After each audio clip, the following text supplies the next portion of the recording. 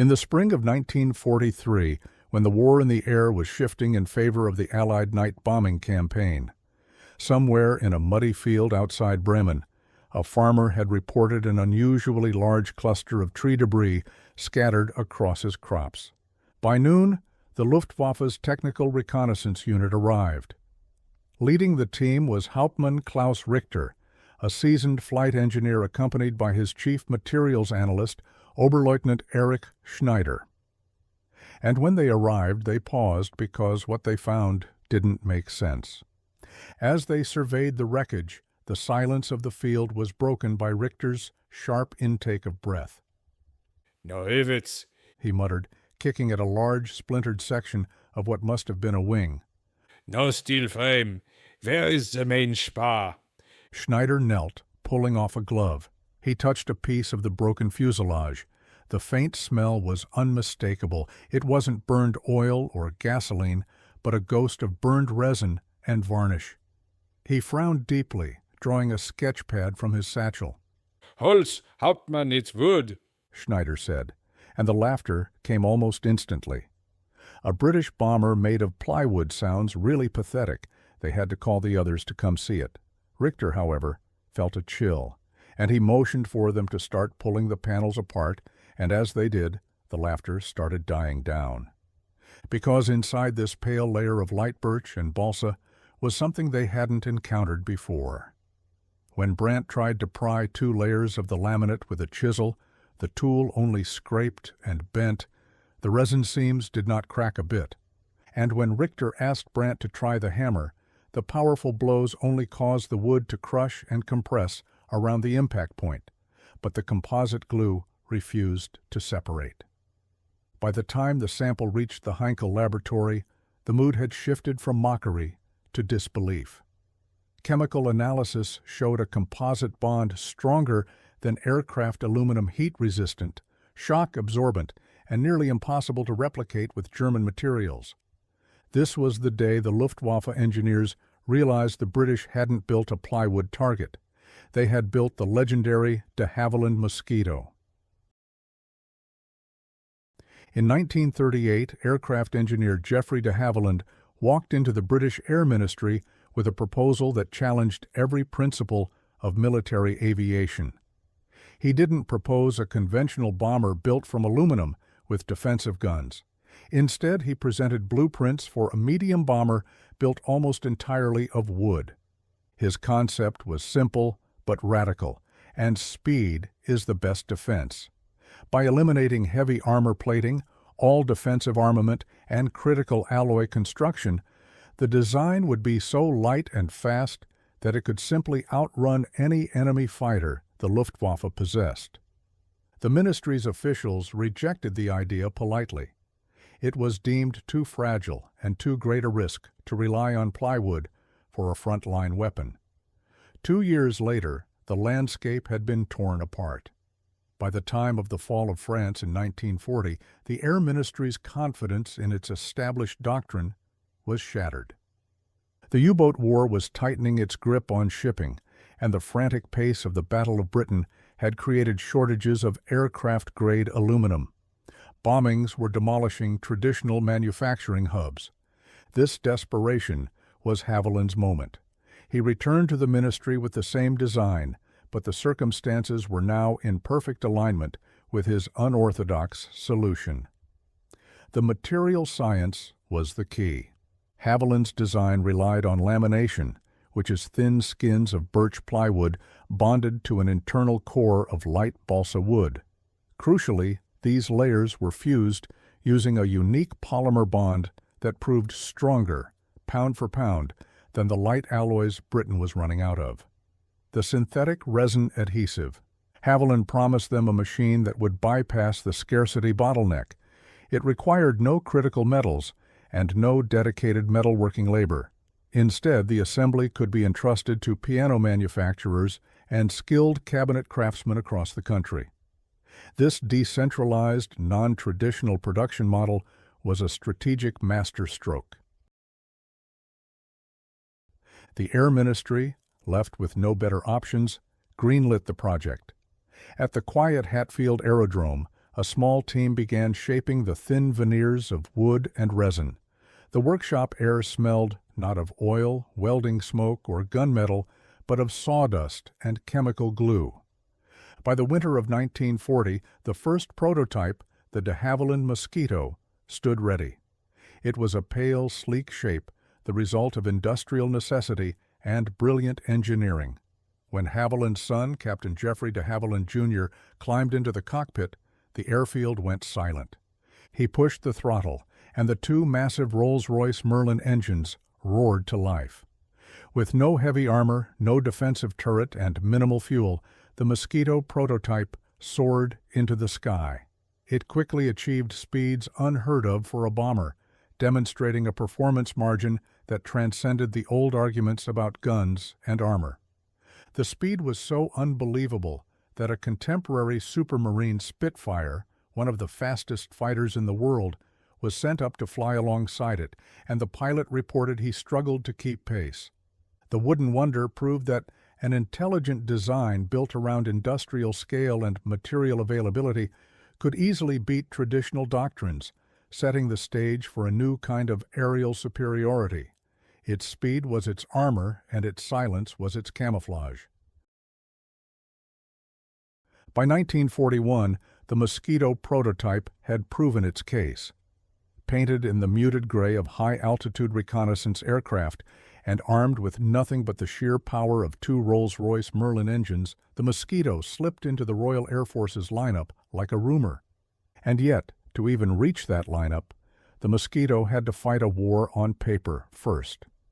When designer Jeffrey de Havilland presented his concept to the Air Ministry, the response was a resounding rejection. Their official requirement demanded a heavily armored multi-crew bomber with defensive turrets, not an unarmed wooden speedster. The ministry, stuck in the mindset of metal and guns, saw no future for the unarmed bomber in modern warfare, believing it would be shot down instantly. Faced with this bureaucratic resistance, de Havilland refused to back down. He took an enormous private gamble, bypassing the official procurement process and offering to build the first prototype as a private venture. He went on to fund the construction entirely with his own company's money. It was an act of pure faith in his design, and only after this huge risk did the ministry grudgingly approve the creation of the airframe, but only for reconnaissance, not as a bomber. Most heavy bomber pilots who relied on the comfort of a dozen machine guns and thick armor scoffed. They saw the sleek, narrow fuselage, joked that it looked like a luxury yacht with wings, and wondered about the madness of sending what they called a wooden toy over German airspace. But the moment a pilot pushed the throttles of the production model, all tactical doubts evaporated as the acceleration pinned them to their seats. The moment of truth arrived in the autumn of 1942, when the key operational raid happened. The target was not a factory or a rail yard, but the Gestapo headquarters in Oslo, Norway. The very building housing the records of the Norwegian resistance. 4 Mosquitoes of No. 105 Squadron, led by squadron leader George Perry, lifted off from the mist of their East Coast base. They flew a marathon, 1,100-mile round trip, skimming the brutal expanse of the North Sea. They flew fast and silent. German radar, designed to track formations of heavy, metal-rich bombers, never saw them coming. Over Oslo, the Mosquitoes dropped to mast height, roaring over the rooftops. The air was thick with the shock of surprise.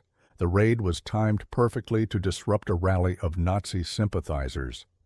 Before the German flak crews could lock onto their targets, the raiders had dropped their ordnance and were already gone back across the water with the whine of the Merlins only fading like distant bees. The raid was short and sharp. It didn't destroy the city, but it delivered a message that lasted for years. A wooden aircraft carrying a 2-man crew and no defensive armament had successfully executed a deep penetration daylight attack on a high-value target and returned home nearly untouched. The news spread like wildfire, maintaining Allied morale and striking fear into the heart of the German High Command.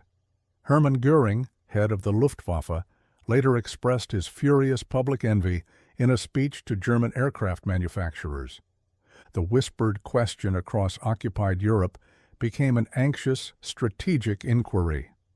What kind of wood flies faster than our steel? The wooden wonder had made its deadly, undeniable debut. By January 1943, the Mosquito had evolved from an experiment in wood to a psychological weapon wrapped in a myth of invincibility. It had spent months darting through the occupied skies of France and Norway, striking the central nerves of the German occupation, then vanishing before the Reich's ground radar could compute a vector. But the Royal Air Force, acutely aware of the machine's propaganda value, decided its legend needed a thunderclap.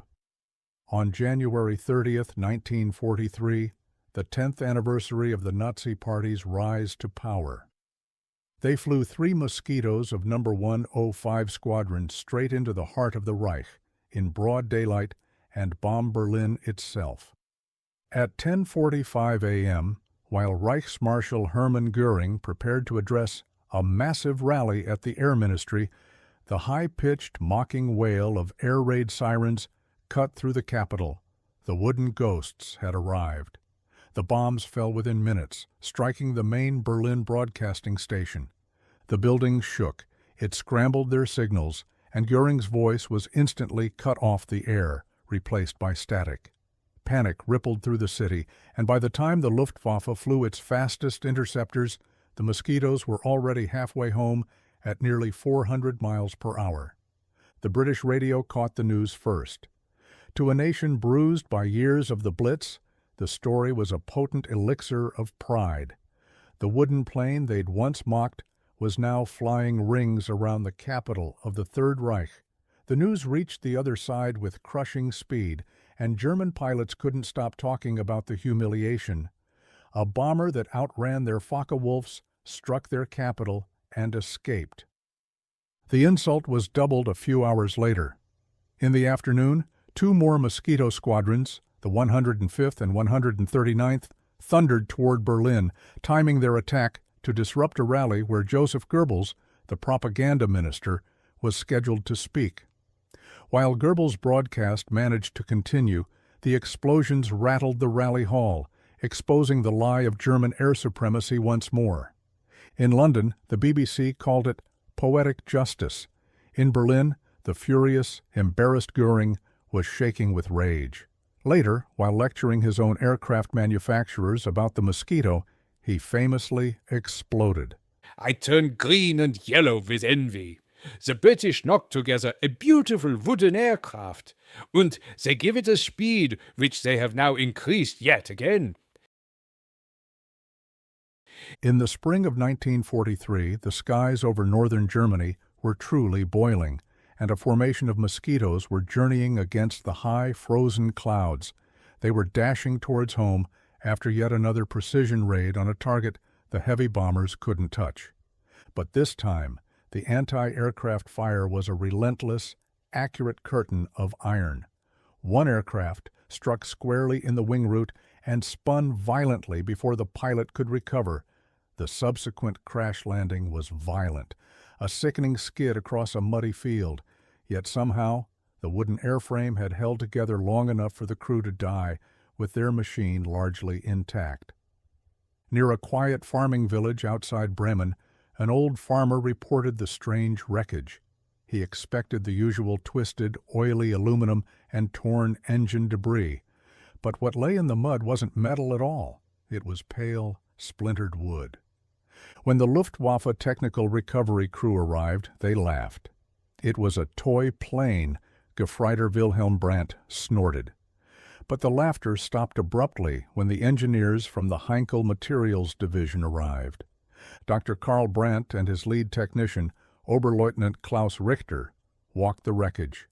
They had seen hundreds of crash sites where high-speed impacts turned aluminum into useless foil. But this machine, though shattered, refused to disintegrate.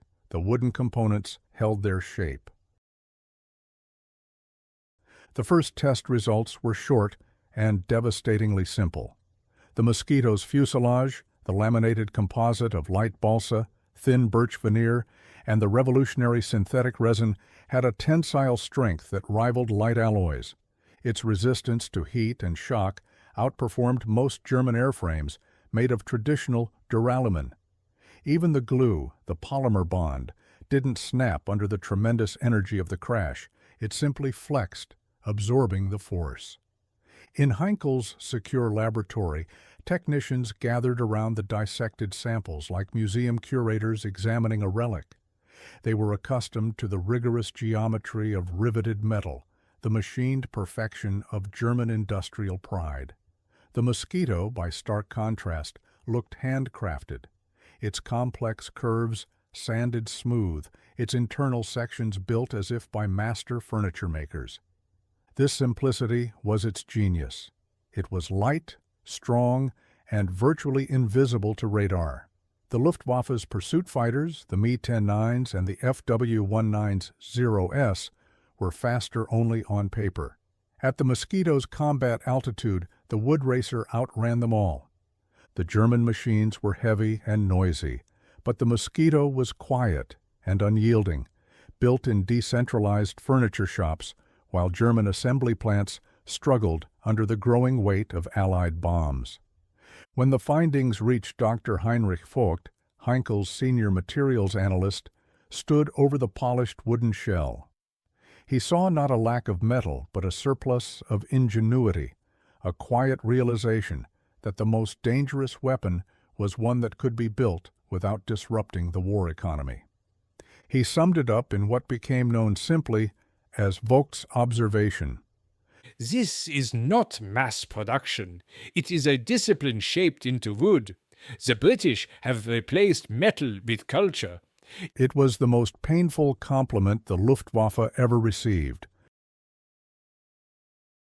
The final report from Heinkel's laboratory traveled up the chain of command with the urgency of a collapsing dam.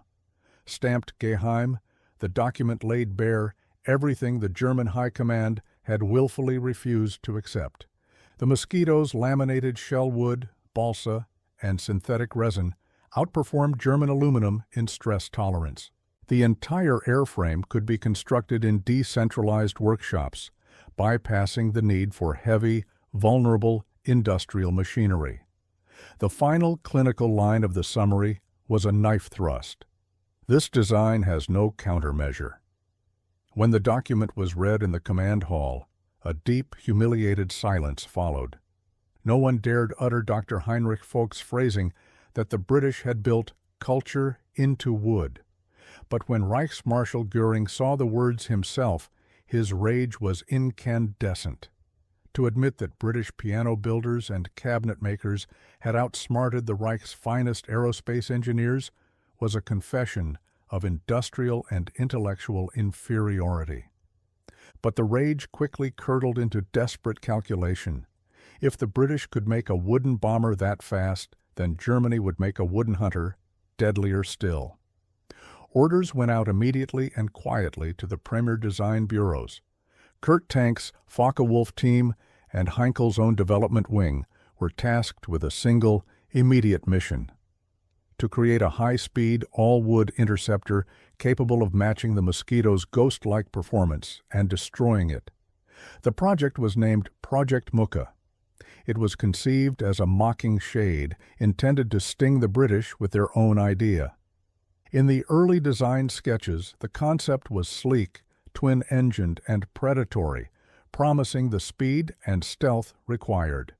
But even in the blueprints, the engineers were trapped by an undeniable material truth whispered in every meeting.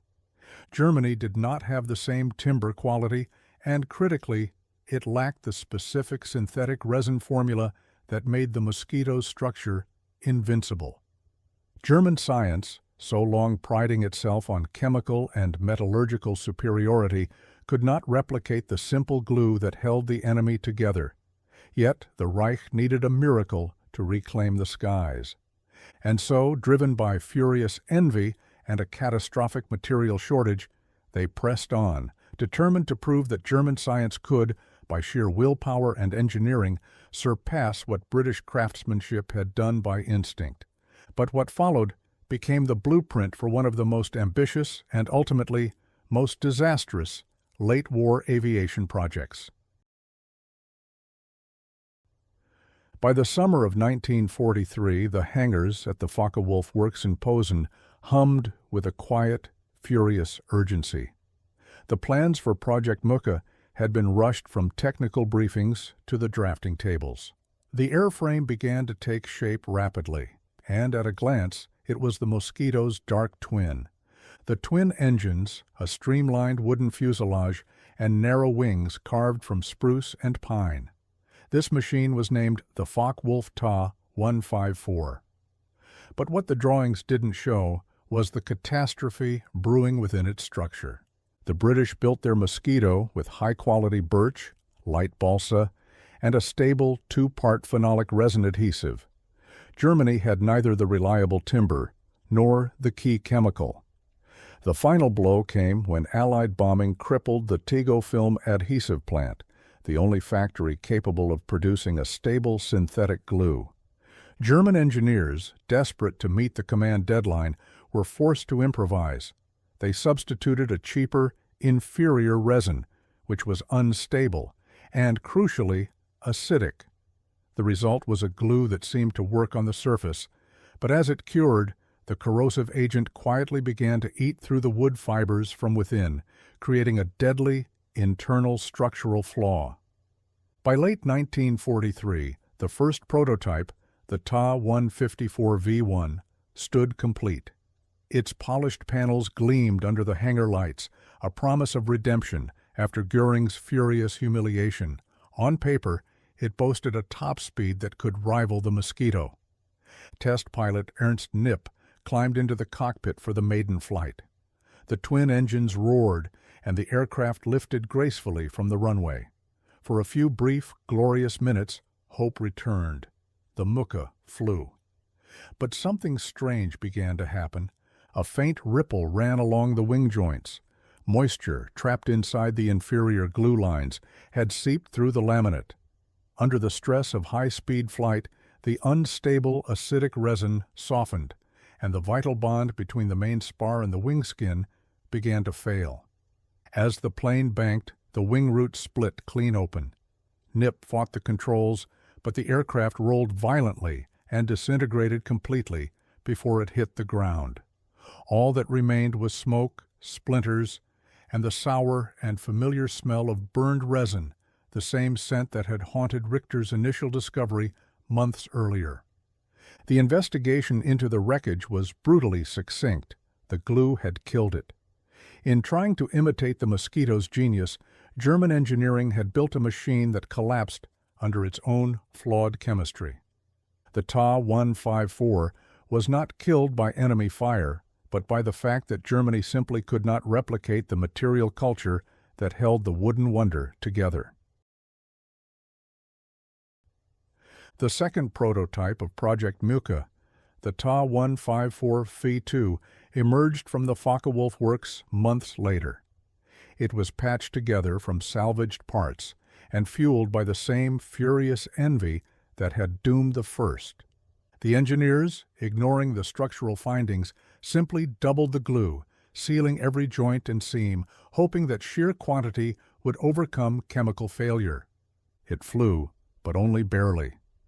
Where the Mosquito had sliced through the air with an effortless, graceful speed, the Ta 154V2 lumbered, shuddered, and labored to climb. The controls felt heavy, the handling was sluggish.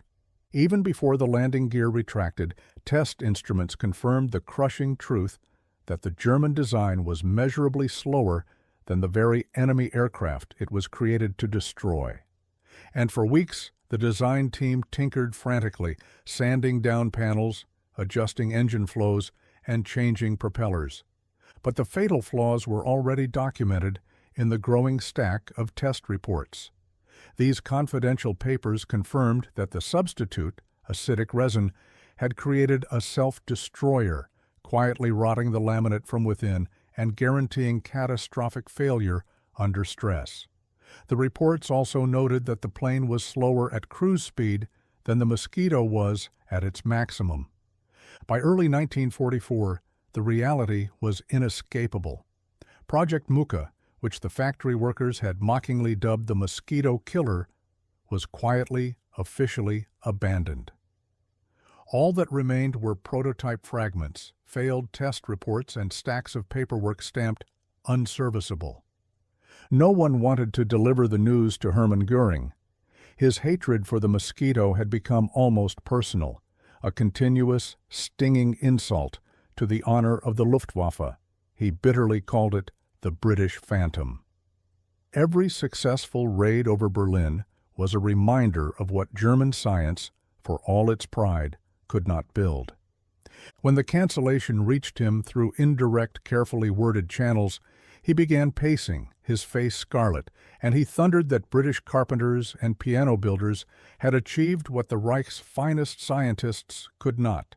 He demanded to know how a nation under nightly bombardment could outfly the industrial power of Germany with simple wood and glue. No one answered. In the shattering silence that followed, Göring's rage became the project's epitaph, the final desolate sound of a technological dream that was built from envy and conclusively undone by flawed chemistry. When the dust settled over the Focke-Wulf works in Posen, a stinging humiliation settled with it. The engineers who had once laughed at the Mosquito as a wooden toy now found themselves the quiet subject of ridicule within their own ranks, a consequence of arrogance meeting chemical reality. In German technical circles, the failure of the Ta-154 Muka became a whispered, damning case study in overconfidence. The project had promised to outfly the British, but instead, it had merely exposed the critical limits of German industry and its inability to solve a problem solved by British creativity. The formal reports, written in detached bureaucratic language, could not hide the truth. They had tried to copy genius and ended up proving their own inferiority. For men like designers Kurt Tank and engineers Heinrich Vogt and Erich Schneider, the sting went beyond the failed prototypes. Their reputations, built on a bedrock of precision and mathematical control, now carried a persistent stain of embarrassment. In an air force that worshipped technological perfection, this systemic failure was unforgivable. Workshops that had buzzed with hopeful confidence grew silent. Blueprints were shelved, parts salvaged, and key personnel quietly reassigned to less visible divisions. Officially, the Muka project was merely suspended. Unofficially, it was a profound administrative admission that Germany, the self-proclaimed land of engineers and superior metalcraft, had been decisively bested by a nation of carpenters. And from that moment on, whenever the faint, distant sound of the twin Merlin engines echoed over a German city, the men who had once laughed at wood felt respect and bitter regret. By 1944, the Mosquito wasn't just everywhere. It had become an inescapable fixture in the skies, a constant, sharp reminder of the Reich's dwindling air control. It flew night and day, slipping through German defenses to execute precision attacks that defied interception. It was the RAF's ultimate workhorse, their pathfinder, bomber, reconnaissance aircraft, and night fighter, often rolling all three roles into a single mission. What truly stunned the Allied Air Ministry and crushed the German High Command were the attrition statistics. But the Mosquito's greatest technical contribution was invisible. Its speed and high-altitude capability made it the only aircraft that could reliably carry the revolutionary oboe radio navigation system. These special Pathfinder Mosquitoes would fly ahead of the main bomber force in the dead of night, using oboe to drop flares or markers with perfect radar-guided accuracy, regardless of the cloud cover below. In this role, the Mosquito became the eye of Bomber Command, guiding every major night raid and drastically improving the effectiveness of the entire Allied bombing campaign. While conventional armored heavy bombers like the Lancaster and Halifax, suffered brutal, multi-percent losses, the fast wooden Mosquito's loss rate was consistently under 1%, the lowest of any British aircraft utilized throughout the war. It didn't need escorts or heavy armor. It simply flew too fast, too high, and too intelligently to be caught. The aircraft's untouchable speed even opened a unique civilian front. Unarmed versions were repurposed by BOAC, British Overseas Airways Corporation, as high-speed couriers. These planes flew vital personnel, mail, and incredibly high-value cargo like industrial diamonds and specialized machine parts between Britain and neutral nations, flying straight over enemy airspace. This transport role was the ultimate non-military proof of de Havilland's core principle that speed alone was the best defense. Every mission report that returned intact was like pouring salt into the German wound. For the Luftwaffe, whose interceptors were burning fuel and irreplaceable pilots faster than factories could churn out replacements, the wooden bomber had become a profound symbol of quiet, continuous humiliation. German officers no longer mocked it, they simply avoided talking about it. As more Mosquitoes began to appear over Berlin, Hamburg, and Cologne, the silence in command briefings grew deeper. Göring's intelligence staff tried desperately to downplay the statistics, but the fighter pilots knew the truth. The Mosquito had become a ghost they couldn't touch. At Rechlin and Peenemünde, the industrial humiliation caused by the Mosquito didn't just cause anger, it turned into an obsession. Teams that had once worked on cutting-edge rocket programs were redirected toward a single, frantic question. How do you catch and kill an aircraft that consistently defies interception? Engineers desperately drew up new blueprints for a host of experimental machines: the turbojet-powered Me-262, the hastily built wooden jet, He-162 Volksjäger, and the reconnaissance bomber Arado 234. Each was born in part from the frustration of trying to close the impossible performance gap the Mosquito had opened. But none of these radical designs could match the Mosquito where it mattered most: the advantage of reliability. The German jets were blindingly fast, yes, but their complex engines burned out after mere hours, not weeks. Fuel was scarce, and their rookie pilots were exhausted. The Mosquito, meanwhile, continued to fly mission after mission, steady, elegant, and unstoppable. Even among German scientists, a reluctant admiration took root. At the Peenemünde rocket facility, one aerodynamicist described the aircraft as a symphony in balance, weight, lift, and power, tuned to near perfection. Another kept a photograph of the twin-engined wooden ghost on his desk, not as an enemy, but as a silent, powerful reminder of what true engineering harmony looked like. Across Europe, in the minds of both friend and foe, the Mosquito had become something greater than a machine. To the British, it was definitive proof that humble craftsmanship, wedded to brilliant design, could outfly technological arrogance. To the Germans, it was the phantom of perfection, a cruel reminder that speed, silence, and simplicity could utterly humiliate the mightiest war machine. The war would move on, the jet age would arrive, and technology would leap forward. But the impression the Mosquito left of a weapon born of scarcity that ultimately beat an empire of steel never faded. By the final months of the war, the myths had already far outgrown the physical machine. Pilots, both Allied and German, spoke of the Mosquito with the hushed tone reserved for folklore, half in awe, half in disbelief. Stories circulated of Mosquitoes returning home with wings shredded yet holding together, of bombers that flew to Berlin and back on a single, wounded engine, and of reconnaissance run so fast the Luftwaffe never even registered them on radar. They were treated like fables that happened to be true. In mess halls and on airfields, the aircraft's name carried a kind of reverence. crews would touch its smooth wooden fuselage for luck before takeoff, a quiet ritual before facing the flak, convinced it held something almost alive within its simple frame.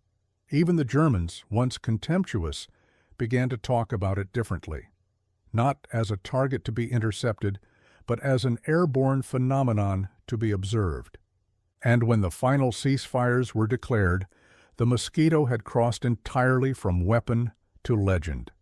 It stood apart from every other machine that had flown. It was not the fastest jet or the heaviest bomber, but none of that mattered anymore. Its legend had already taken flight. Pilots who had flown the biggest, most complex metal aircraft returned home talking about the wooden plane that outperformed them all. Ground crews called it indestructible. Civilians called it elegant. And to those who had watched it slip through searchlights and storms, it felt less like a machine and more like something with its own stubborn, beautiful will to survive. In museums and at former airfields, people gathered to see it up close, to touch the smooth birch skin that had once carried bombs through flak and fire. They expected to find scars or metal seams, but found only quiet craftsmanship and a handmade ghost that had decisively changed the course of the air war. In the quiet years after the war, when the German factories had gone silent and the twisted wreckage of the Reich was slowly being swept into history, the famous designer Ernst Haenkel was asked about the Mosquito. He was the man who knew the wooden ghost better than anyone. He had seen its wreckage firsthand. His own engineers had dissected its secrets, and his firm had ultimately failed to reproduce the wooden ghost in the disastrous Project Muka. But this time, standing amid the silence of defeat, there was no residual anger left, only quiet, resigned admiration. Haenkel didn't speak of horsepower, top speed, or range. He spoke of something deeper. He attributed the success of the aircraft to culture. He said it was not built from the massive, centralized industry Germany prized, but from a nation that valued the craftsman as much as the scientist. To him, the airplane's true brilliance was not just in its lightweight materials, but in the mindset behind it. He saw the quiet patience required to sand, glue, and fit every complex curve by hand, the meticulous artisanal skill that ensured every joint was perfectly bonded. It was the willingness to trust the artistry of a carpenter as much as cold, mathematical engineering. This discipline, this inherited skill, ensured the structural integrity that German factory speed could never replicate. Haenkel admitted, with the clarity, that this reliance on Geist spirit over sheer mechanical might was something Germany had fatally lost in its relentless race for industrial perfection. Germany had built its war machine on the philosophy of steel and efficiency, only to be outsmarted by a nation that still knew how to treat wood with reverence and precision. By the late 1940s, the world had firmly moved on from war, yet engineers found they couldn't move on from the Mosquito. Its success had fundamentally altered their thinking about strength and structural integrity, specifically how materials could behave when expertly bonded into a single, seamless component rather than conventionally bolted or riveted. The key was the Mosquito's revolutionary stress-bearing skin, the laminated wooden sandwich structure composed of birch, balsa, and phenolic resin. Across design bureaus in Britain and America, this principle sparked a material revolution and the birth of composite engineering. Young designers began experimenting, replacing the wood components with advanced synthetic materials. The idea was identical, fusing layers with resin into a single, flexible, and immensely strong shell. Only now the birch and balsa were replaced by woven fiberglass, carbon fiber precursors, and synthetic polymers. The immediate post-war period saw the direct lineage of the Mosquito's composite DNA carried forward. De Havilland's own innovations like the Vampire jet fighter and the groundbreaking Comet jet airliner featured highly smooth, stress-bearing metal skins. But they were structurally influenced by the monocoque principle that made the Mosquito's wooden fuselage so efficient. The smoothness and continuity of the skin, where every surface contributed to the load-bearing, echoed the same revolutionary principle that had once made wood stronger than steel. In university laboratories and private research firms, engineers still kept actual sections of mosquito panels as study pieces, relics of an era when necessity and imagination had utterly outpaced existing technology. The Mosquito proved that the future of aerospace lay in powerful engines, just as it does in advanced materials and the adhesive chemistry that bound them. This breakthrough that laminated, fused layers offer superior strength-to-weight ratios compared to traditional metal construction is the direct foundation of every advanced aircraft that followed, from supersonic fighters to today's passenger airliners, which are filled with composites. Across the ocean, American aerospace engineers, observing the post-war strategic shift toward high-speed, high-altitude flight, and took keen notice of the Mosquito's longevity.